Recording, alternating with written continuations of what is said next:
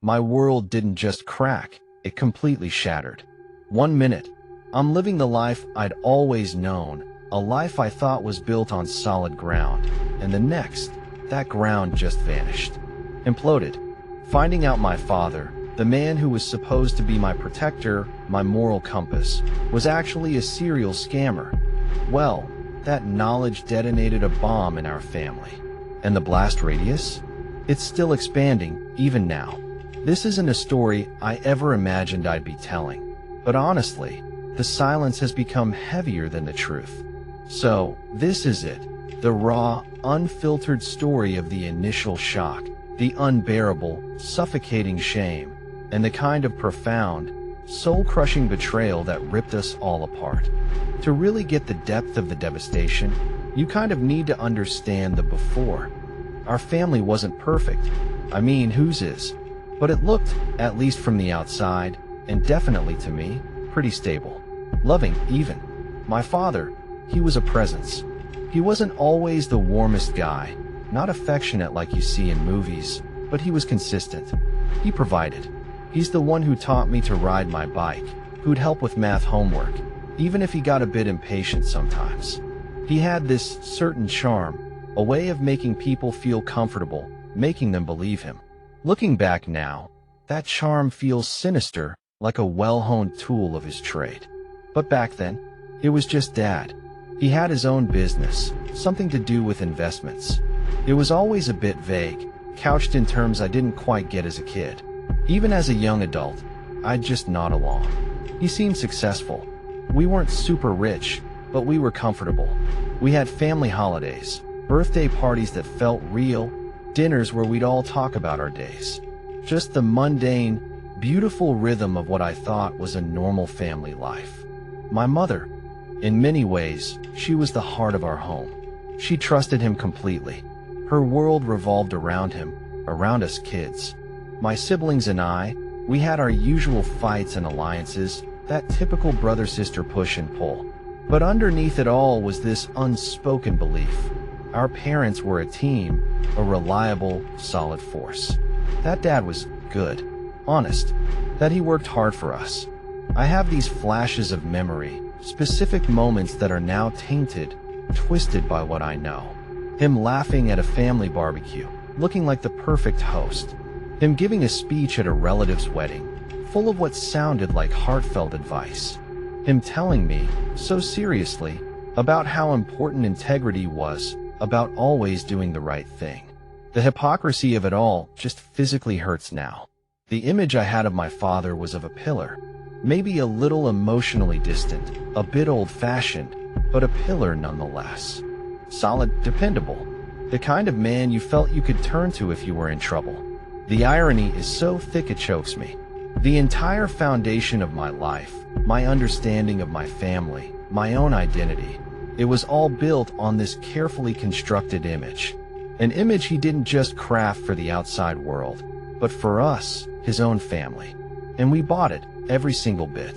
We lived inside those comfortable, deceptive walls, never guessing they were made of paper, ready to fall apart at the slightest shake. There weren't any visible cracks, not that I ever saw. No warning signs that a kid, or even a young adult who believed their parents were inherently good, would pick up on. If there were whispers, if other people had doubts, they never reached me. Or maybe I was just too wrapped up in my own naivety to hear them. Life felt predictable, in a good way. School, friends, family stuff, plans for the future. All of it happening against this backdrop of what I thought was security. That security, I'd soon find out, was the biggest illusion of all. The before was a lie. A comfortable, comprehensive, and utterly devastating lie. And the switch from that lie to the horrific truth wasn't slow. It was a violent tear, a brutal wake-up call. Those first few hours and days after that horrific revelation felt like falling through an emotional black hole. Shock doesn't even begin to cover it. It was more like being fundamentally unplugged from reality. My senses were dulled, my thoughts a chaotic, roaring mess. Disbelief still clung on, like a stubborn, dying ember, because the alternative was just too monstrous to fully accept. My father a scammer? A serial scammer? The words felt alien, like they belonged in some trashy tabloid headline. Not in my family, not about him. I remember wandering through the house, our family home, touching familiar things, photos on the mantelpiece, books on the shelves, the worn armrest of his favorite chair. Everything looked the same, yet everything was irrevocably different, tainted. It was like seeing the world through a warped lens, where nothing was quite right. The very air in the house felt heavier, charged with unspoken horrors and a grief so profound it didn't even have a name yet. My immediate personal reaction was visceral. Nausea, a killer headache. I couldn't sleep, couldn't eat. My body was reacting to the poison of the truth, even while my mind struggled to process it all. Anxiety became my constant companion, this tight knot in my chest that never seemed to go away. I'd find myself replaying conversations, memories, desperately searching for clues, for signs I should have seen. Had he always been like this? Was every kind word, every piece of fatherly advice, every shared family moment just a lie, a performance? The thought was pure torment. As the news started to seep out to my siblings, it triggered a chain reaction of emotional explosions. There were phone calls filled with raw, ragged disbelief, then dawning horror, then white-hot anger. My brother, usually so stoic, his voice actually cracked over the phone, a mix of fury and a pain so deep it was hard to listen to. My sister, with her logical mind, reacted with a flood of questions, trying to piece together the impossible, her voice getting higher with each unanswered one. Our family, which I'd always believed was a unit, began to fracture almost immediately. Those initial shockwaves didn't bring us together in shared grief. They sent us spinning into our own isolated orbits of pain and confusion. How could he do this to us? To the people he conned. Yes, that was horrific, but also to us? His children? His wife? The betrayal was this multifaceted, jagged thing, cutting us in ways we couldn't yet even begin to understand. The emotional collapse I'm talking about wasn't just a metaphor. It felt like our internal structures were literally crumbling. My mother was a ghost of herself. The strong, capable woman I knew just seemed to shrink, to become fragile and lost. She'd sit for hours, staring into space, sometimes crying quietly, sometimes just empty. The betrayal she must have felt, all those years of her life invested in a man who was living a complete double life. It's almost unimaginable. Her trust in him, which had been so absolute, had been systematically violated for years. Watching that trust erode was like seeing a landmark slowly turn to dust. For me, the sense of betrayal was deeply personal and disorienting. This was my father, the man whose approval I had, on some level, always craved. The man who represented security and authority in my young life. To find out that his authority was built on lies, his security a total sham. It shook the very foundations of my identity. Who even was I, if the man who raised me was a fraud? What did that make our family? What did that make our lives? There were moments of intense anger, a rage so potent it actually scared me. Anger at him, for his selfishness, his cruelty, for the sheer nerve of his deception. Anger at the whole situation, at how unfair it all was. And then, anger at myself, this gnawing guilt for not knowing, for being so blind. How could I not have seen something? Were there red flags I'd just dismissed, explained away because he was my dad? This self-blame, I've since learned, is common, but at the time, it felt like another unbearable weight piled on top. The shame started to creep in almost immediately, like a cold, insidious tide. Shame for what he'd done, shame for being connected to him, shame for the public disgrace we knew was coming. What would people think? Our friends, our extended family, the community? The fear of judgment was immense. Overnight, we were the family of a criminal, a con artist. That label felt like it was being seared onto our skin. Sleep was no escape. When I did manage to drift off, I'd have nightmares, disjointed images of my father, of faceless victims, of our family home crumbling around us. I'd wake up with my heart pounding, the anxiety even worse in the pre-dawn darkness. Depression began to settle in, this heavy cloak of despair. The future, which had once seemed so full of possibilities, now just looked like a bleak, uncertain landscape, completely overshadowed by this colossal, shameful secret. Those initial days were a blur of whispered conversations, of my mother making hushed, tearful phone calls, probably to lawyers, maybe to a close friend. The normal sounds of our home, laughter, music, the TV, were replaced by this oppressive silence, broken only by sighs, or the sound of someone crying softly in another room. We were all walking on eggshells, terrified of saying the wrong thing, of triggering another wave of pain, of making things even worse, if that was even possible.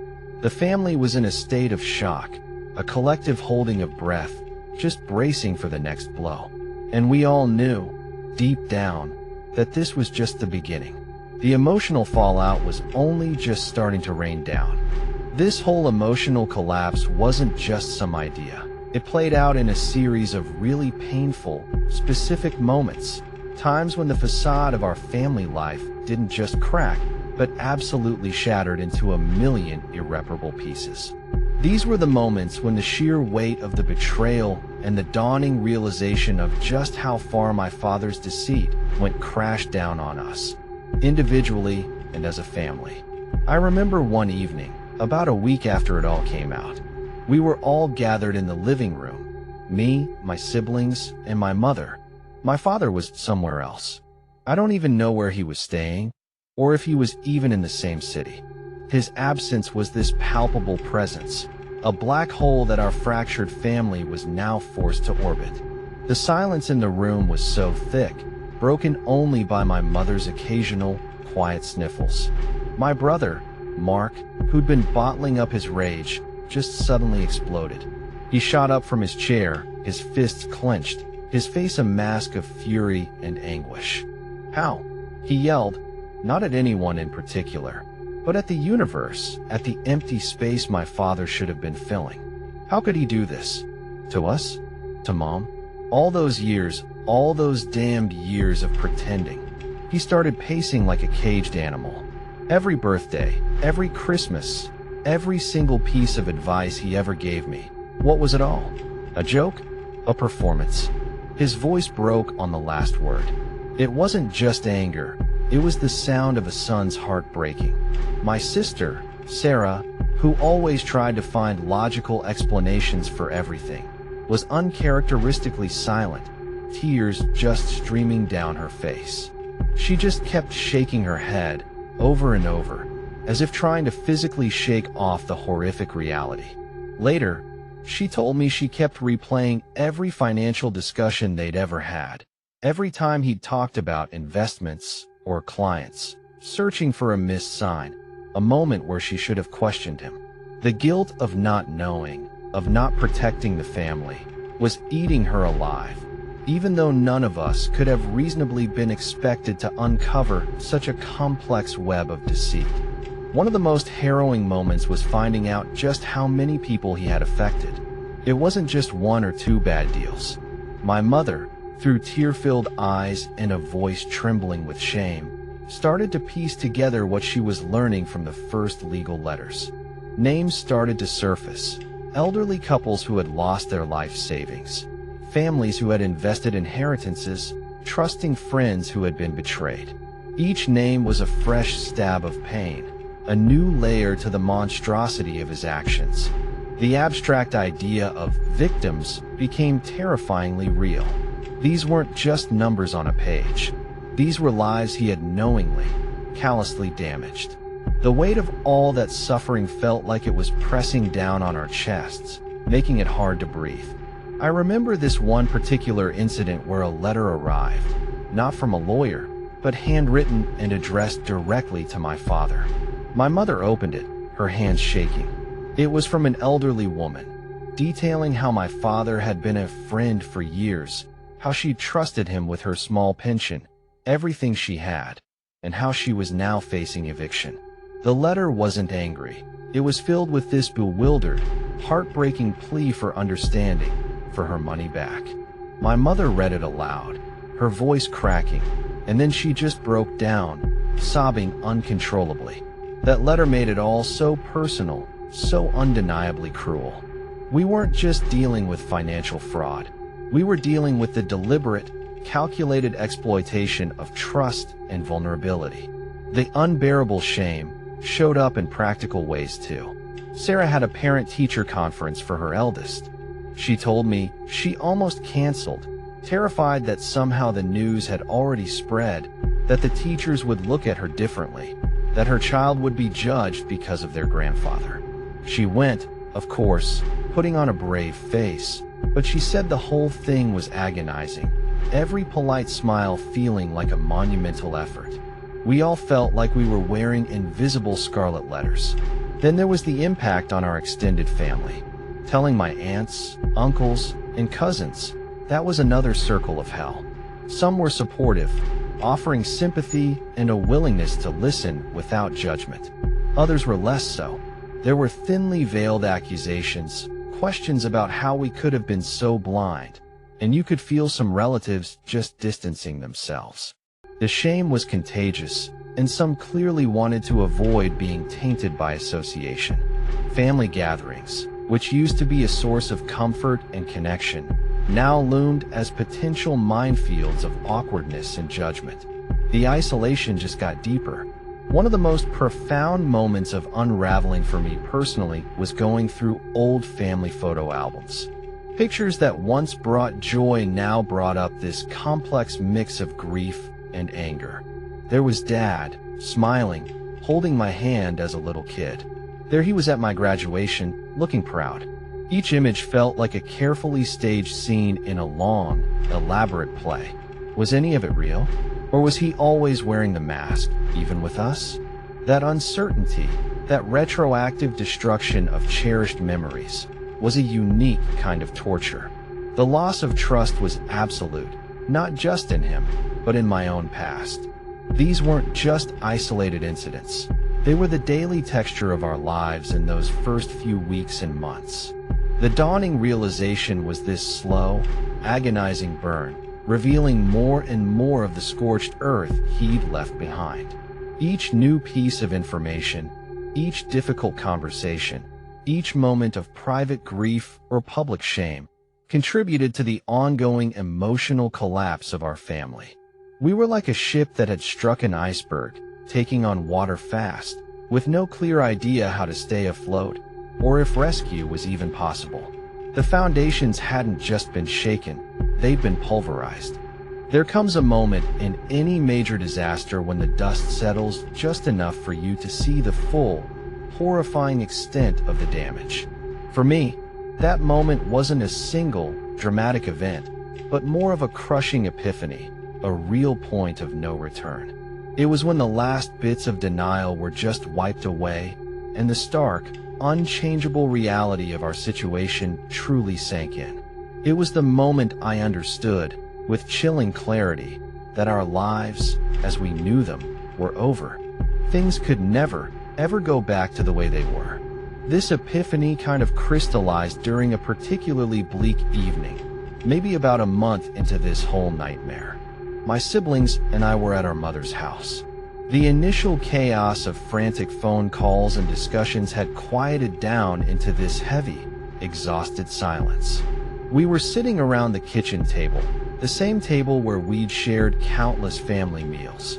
Now a makeshift crisis center littered with documents, empty coffee cups, and the palpable weight of unspoken despair. My mother had been on the phone with a lawyer for what felt like hours. When she finally hung up, she didn't cry. She just looked utterly defeated, her face a mask of grief and exhaustion. She slowly told us the latest information. It wasn't just a few people he'd scammed, or even a dozen. The list of my father's victims was long, distressingly long. The amounts of money involved were staggering, far beyond anything we could have imagined. He hadn't just been dipping into funds. He had orchestrated a complex, long-running series of deceptions. The term serial scammer was no longer just a shocking label. It was a brutally accurate description of the man who was our father. As she spoke, I watched my siblings. My brother, Mark, who had been so full of rage, now just looked hollow. The fight seemed to have gone out of him, replaced by this deep, weary sadness. Sarah, my pragmatic sister, was just staring at a pile of papers, her expression unreadable, but her hands were trembling. And then it hit me.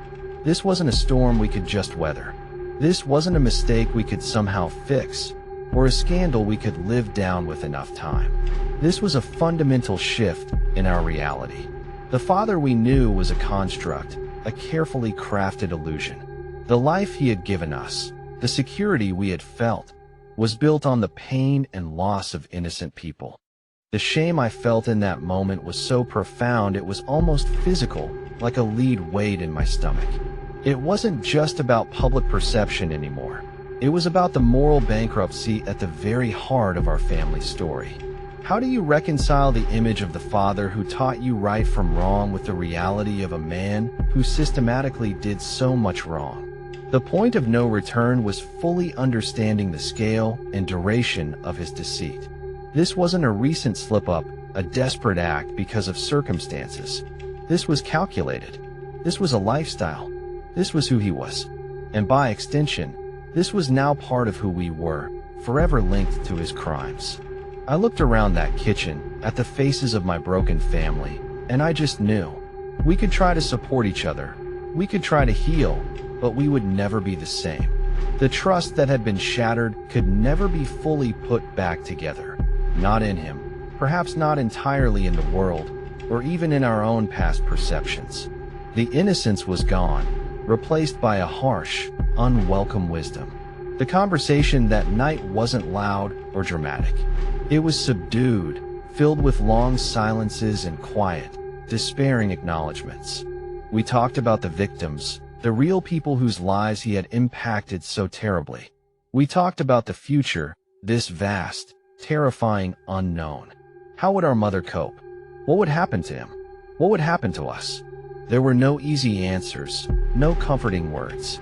Just the cold, hard realization that our family narrative had been irrevocably rewritten. The old story, the one of a normal, loving family, was a fiction.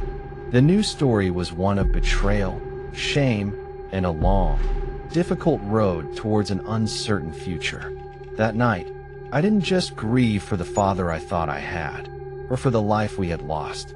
I grieved for our collective innocence, for the trust that had been so brutally violated.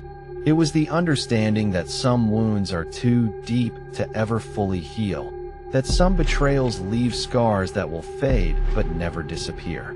This was our new reality, and there was no going back. The before was truly gone, and the after stretched before us, daunting and shadowed. This was the point where all that initial emotional fallout solidified into the permanent landscape of our lives. The initial implosion was just that, an explosion that leveled everything we thought was solid, everything we believed to be true. The shock was a physical blow, leaving us reeling and disoriented in the rubble of our lives. The shame became a suffocating blanket, isolating us from the world and from each other. And the betrayal by our own father cut deeper than any of us could have possibly imagined, poisoning memories, shattering trust, and leaving us to question the very fabric of our existence.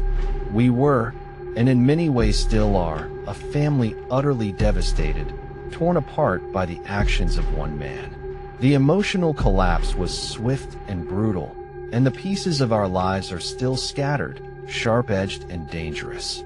This is really just the beginning of the story. This is the raw aftermath, the initial impact that brought us to our knees. But what happens after your world ends? How do you even begin to breathe again when the air is thick with shame and grief? How do you navigate the wreckage when the person responsible for all this devastation is your own blood? In part 2, I'll take you further into this journey.